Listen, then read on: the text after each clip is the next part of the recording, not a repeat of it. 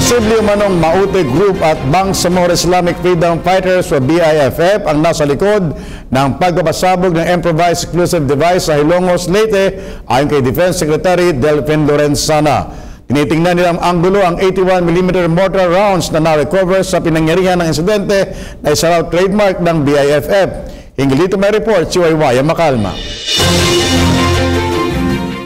Posibleng nag-aalyansa ang grupong Maute at ang Bangsamoro Islamic Freedom Fighters o BIFF patungkol sa paggawa ng mga bomba o mga pampasabog ayon kay Defense Secretary Delfin Lorenzana.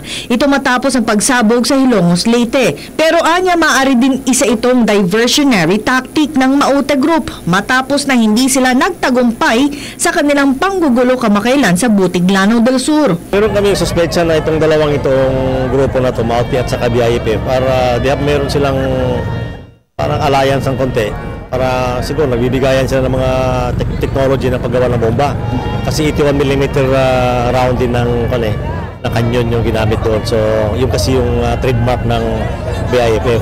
Anya bagamat nakakabahala ang naturang report ay hindi naman kailangan mangamba ang publiko sapagkat wala naman silang namomonitor na banta sa seguridad.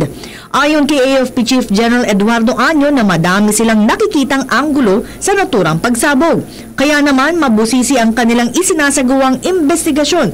Ngunit siniguro ng opisyal na patuloy silang magiging alerto at laging handa.